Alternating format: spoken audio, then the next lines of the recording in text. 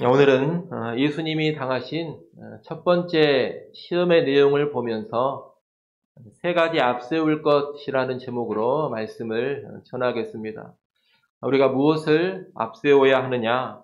첫째, 육체의 필요보다 영혼의 필요를 앞세워야 합니다. 오늘 본문에 보면 마귀는 금식 기도를 마치신 예수님께 와서 돌들로 떡덩이가 되게 하라 그럽니다. 이때 예수님은 40일을 금식하셨으니 얼마나 굶주리셨겠습니까? 이 줄인 상태 예수님께 와서 돌로 떡을 만들어 먹으라고 하는 겁니다.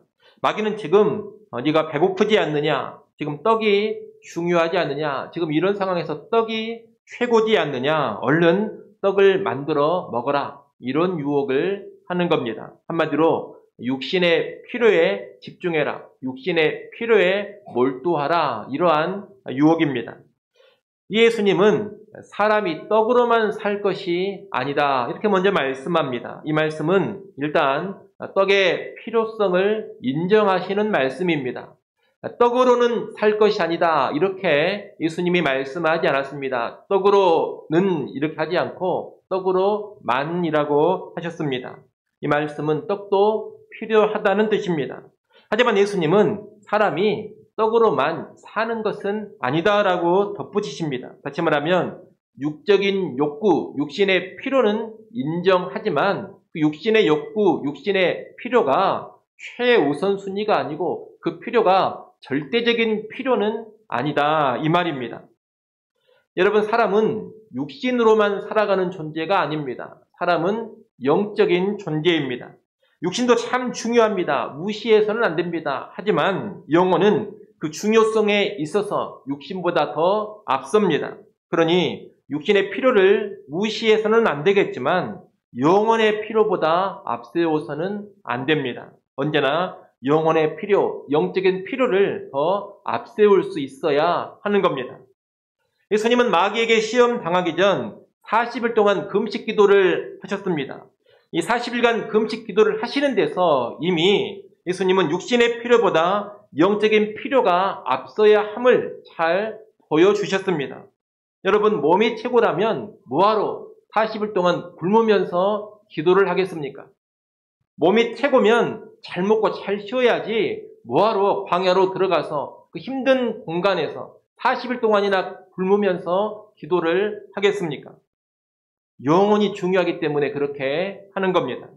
영적으로 살고 영적으로 충만해지고 영적으로 하나님과 가까워지는 것이 훨씬 더 중요하기 때문에 이렇게 광야로 들어가서 40일간 금식 기도를 하는 것이다 이 말입니다. 여러분이 새벽 기도에도 그렇습니다. 몸이 최고라고 생각하고 육체의 필요만을 앞세우는 사람들은 절대로 새벽에 기도하지 않습니다. 아예 기도할 생각을 안 합니다. 몸이 피곤한데 잠을 더 자야지 뭐하러 일어나서 수고롭게 기도하러 나오겠습니까? 나는 피곤하니 잠이나 더 자야 되겠다. 몸이 피곤하면 아무것도 할 수가 없다. 이런 생각만 하고 있는 사람은 절대로 새벽을 깨우지 못한다는 겁니다. 내 영혼이 먼저 살아야 된다. 내가 하나님께 더 먼저 가까이 나아가야 한다. 내가 영적으로 먼저 충만해져야지만 이 세상의 삶도 제대로 살아갈 수가 있다. 기도해서 먼저 하나님의 은혜를 힘입어야지만 내가 살 수 있는 존재이다. 이런 시각, 이런 시야를 가지고 있는 사람만이 피곤을 이겨내면서 새벽을 깨우고 하나님께 나와 기도할 수가 있는 겁니다. 이미 금식 기도하실 때부터 육신의 필요보다 영적인 필요를 앞세우신 예수님은 육적인 필요에만 집착하게 하는 이 마귀의 유혹도 아주 단호하게 거부를 하셨습니다. 사람이 떡으로만 살 것이 아니라 하나님의 입으로 나오는 모든 말씀으로 살 것이다. 이렇게 말씀하신 겁니다. 떡 이전에 영혼을 살리고 영혼의 필요를 채우는 하나님의 말씀으로 살아야 한다는 겁니다. 우리는 예수님이 말씀하시고 또 친히 삶으로 보여주신 이 우선순위를 잘 기억해야 하겠습니다. 지금도 마귀는 우리에게 예수님에게 했던 것과 똑같은 그런 유혹을 주고 있습니다. 육적인 요구에만 민감하게 하고 육적인 필요를 채우는 데만 집중하게 하고 몸이 전부인 것처럼 우리를 이끌어 간다는 겁니다. 하지만 우리가 꼭 알아야 됩니다. 우리가 앞세워야 할 것은 몸의 필요가 아니라 영적인 필요입니다. 육신의 필요가 채워져야 하는 것을 인정하기는 해야 되겠지만 거기에 절대 가치를 부여해서는 안 된다는 겁니다. 지금 몹시 배고프다고 해서 그래 떡이 최고지, 반드시 떡을 먼저 먹어야만 해, 이런 것이 아니라는 겁니다. 그렇게 살면 영적 존재인 사람이 짐승 수준으로 살게 됩니다. 여러분, 우리는 영적 존재인 사람답게, 특히 예수를 따르는 신령한 그리스도인답게 영적인 필요를 앞세우면서 살아야 되겠습니다.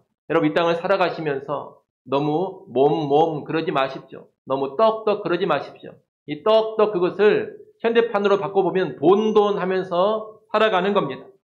육신의 필요에만 매여서 떡만 붙들고 살고 우리가 돈만 붙잡고 살고 육체만 앞세우며 살아서는 안 됩니다. 오히려 기도할 수 있어야 되고 말씀 앞세우고 살아야 되고 말씀 붙잡고 살아갈 수 있어야 합니다. 영혼의 필요를 채우는데 최우선순위를 두고 살아야 합니다. 2023년 새해가 시작됐습니다. 이 새해도 여러분 육신의 필요에만 급급해하지 마시고 내 영혼의 상태를 잘 살피시고 영적인 필요를 먼저 채우는데 우선순위를 두는 그런 성도들이 꼭 되시기를 바랍니다. 둘째로 자신의 공급보다 하나님의 공급을 앞세워야 합니다. 예수님을 향한 시험을 보면 마귀는 지금 네가 떡을 만들어 먹어라 그렇게 말합니다. 굶주려 있는 상황에서 너의 능력으로 네가 떡을 만들어서 네가 너의 굶주림을 빨리 해결하라는 겁니다. 그러나 예수님은 자기의 능력으로 스스로 떡을 만드는 것을 거부하십니다. 하나님의 말씀에 오히려 자신을 맡깁니다.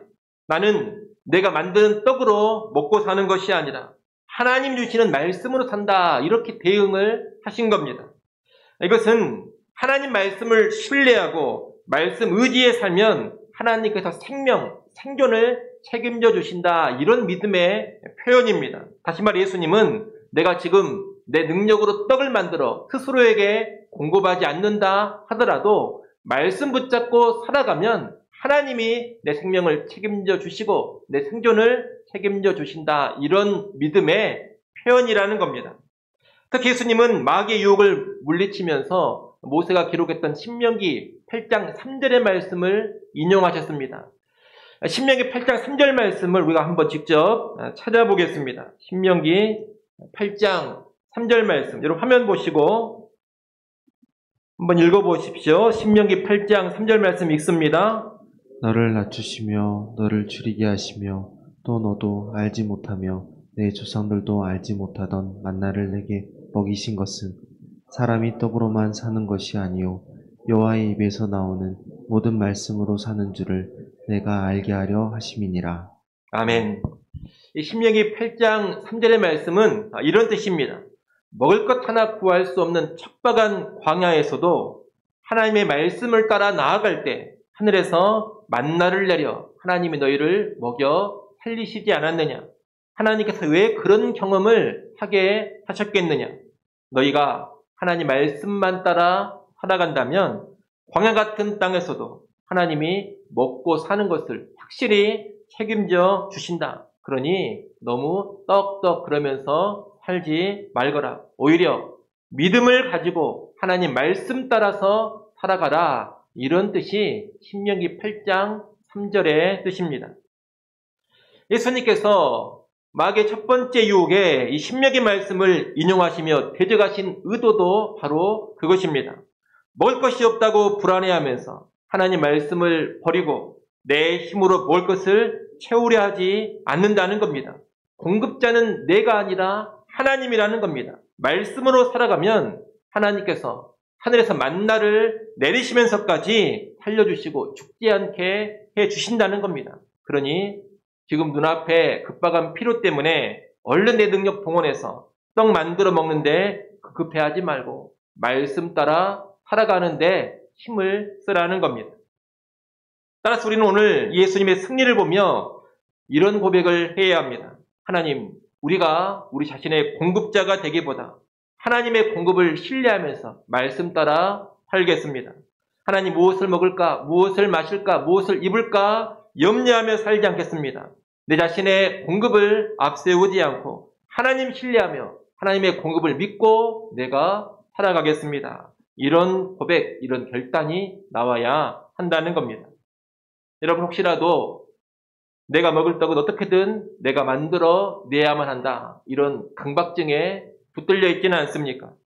내가 능력을 발휘해서 내가 먹을 떡을 내가 풍성하게 만들어 놓지 못하면, 쌓아두지 않으면 나는 반드시 죽어버릴 것이다. 이런 불안감, 공포감에 붙들려 살고 있지는 않습니까?